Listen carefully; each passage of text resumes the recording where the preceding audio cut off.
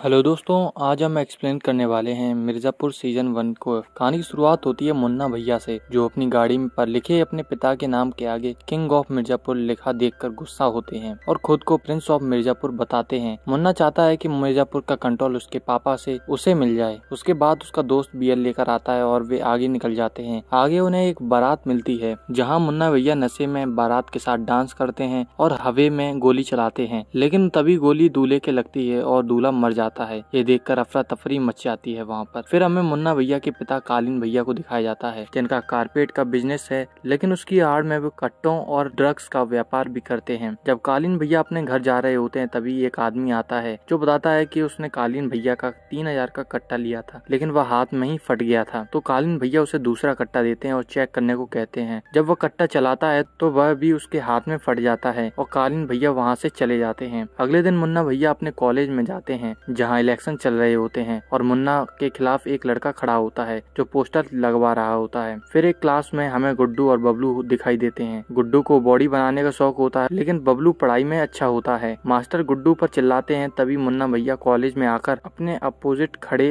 होने वाले लड़के का पीछा कर रहे होते हैं। तभी वह उस क्लास में पकड़ जाता है और मुन्ना उसे मारता है। वह फिर से भागने की कोशिश करता है तो गुड्डू उसे गिरा देता है, जिससे मुन्ना उसे शाबाशी देता है। दरअसल गुड्डू मुन्ना और कालीन भैया से बहुत इंस्पायर था। मुन्ना गुड्डू को अंडे देता है लड़का पकड़वाने के बदले। कॉलेज में गुड्डू की बहन डिम्पी और गर्लफ्रेंड स्वीटी भी पढ़ती है, लेकिन गुड्डू स्वीटी से शर्माता है। गुड्डू के पापा एक ईमानदार वकील होते हैं। उन्हें धमकाने वाले को बहुत मारते हैं। उनके पास 2 आदमी आते हैं और बताते हैं कि मुन्ना भैया ने उनके लड़के को गोली मार दी बारात के दिन। तो गुड्डू के पिता वह केस ले लेते हैं। कॉलेज में मुन्ना भाषण दे रहा होता है, जिससे देखकर गुड्डू उसके रुतबे की बात करता है और अपनी हालात को कोसता है। दरअसल वह मिस्टर इंडिया बनना चाहता है और साइकिल को खराब होने पर उसे तोड़ देता है। पंक्चर की दुकान पर गुड्डू बबलू से लखनऊ जाकर पढ़ाई करने को कहता है, जो खर्चे की वजह से नहीं जा पा रहा होता है। तो गुड्डू पापा से बात करने को कहता है। कालीन भैया ने दूसरी शादी की होती है, जो कि उनसे कम उम्र की है, और साथ में ही कालीन के पिता भी बूढ़े होते हैं। शाम को जब सब खाना खा रहे होते हैं तो एक पुलिस वाला, जो कि स्वीटी का पिता होता है, वह कालीन का खबरी होता है। वो उसे बताता है कि मुन्ना ने एक दूल्हे को मार दिया था, जिसकी वजह से उस पर केस हो गया है। तो कालीन मुन्ना पर चिल्लाता है, तो मुन्ना कहता है कि वह हैंडल कर लेगा। शाम को गुड्डू और बबलू अपने पिता का बर्थडे मना रहे होते हैं। तभी वहाँ मुन्ना अपने गुंडों को लेकर आता है और अंदर घुसकर उसने बंदूक दिखाकर परेशान करने लगता है और उस केस को छोड़ने को कहता है। और मुन्ना गुड्डू की बहन के बारे में उल्टा सीधा भी बोलता है। मुन्ना गुड्डू के पिता को मारने लगता है तो गुड्डू की मम्मी बंदूक चलाती है, जो मुन्ना के दोस्त के कान पर लगती है। वहाँ हाथापाई होने लग गुड्डू